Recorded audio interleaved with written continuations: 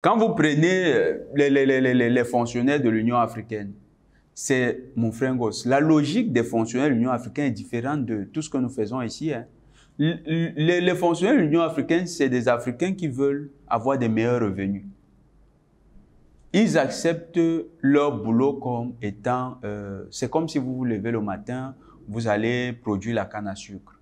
Donc, ils considèrent qu'ils sont dans un boulot rémunéré. Ils ne prennent pas la mesure de ce qu'il y a des enjeux continentaux. Il y a des enjeux des peuples. Si l'Union africaine était un tant soit peu préoccupée par les enjeux des peuples, il y a un office qui s'occupe des médias, non, à l'Union africaine. Ils vous ont déjà approché, mon frère? Non, désolé. Voilà.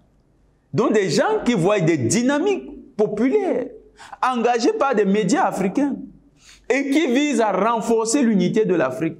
Ces gens ne viennent pas vous aborder, vous qui êtes les porteurs de ces idées-là, vous qui êtes les porteurs de ces projets.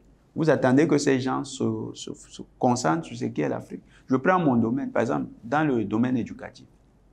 Dans le domaine éducatif, combien d'universités africaines bénéficient des bourses de l'Union africaine? Oh, il y a un organisme là-bas qui est chargé justement d'interconnecter les campus. Tout ce que vous allez voir, c'est fait. Ils sont là pour copier les projets européens sur le plan des nouvelles technologies pour mieux espionner les campus africains. On va vous dire qu'on va maintenant faire les cours à distance. Il faut que c'est un campus numérique qu'on va créer. C'est des formations fantaisistes. En quoi est-ce que le campus numérique change véritablement, impacte véritablement le citoyen lambda de l'Afrique? En quoi est-ce que c'est même pertinent dans le contexte africain? Qu'est-ce que l'Union africaine fait pour les peuples?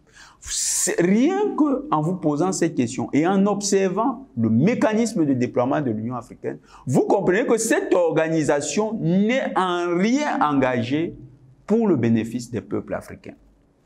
Prenons maintenant le président, l'ancien président de la Commission, Mahama Faki. Oui. Est-ce qu'il travaillait pour l'Afrique? Un monsieur qui récitait comme des mantras tout ce qui lui était dit de l'Élysée. Quand le Quai d'Orsay lui disait il faut aller à gauche, il était à gauche. Quand il faut aller à droite, il va à droite. Madame Berberk et Colonna qui sont venus lui apprendre qu'il faut qu'ils entrent au G20. C'est les deux dames qui ont porté le projet. Qui sont venus lui apprendre. Il les a reçus comme étant des princesses. Mais pourquoi il reçoit Madame Berberk et Madame Colonna? Parce que ces gens ont essuyé des échecs au Burkina, essuyé des échecs au Mali. Ils ont été incapables de convaincre les chefs d'État africains d'avoir une position qui soit unanime à celle de l'Union européenne sur le dossier de la Russie. Et le seul qui a tenu un discours dissident vis-à-vis de tout ce que l'Afrique faisait, c'est ce monsieur Mahama Faki. Voilà les gens qui vont chercher. Donc vous avez des personnes comme ça là, qui n'ont pas de légitimité, qui n'ont même pas de personnalité propre, qui n'ont pas de véritable agenda pour l'Afrique, mais qui sont de vil larbins, des serviteurs invétérés, des esclaves sans état d'âme, qui suivent leur maître comme si c'était des dociles chameaux.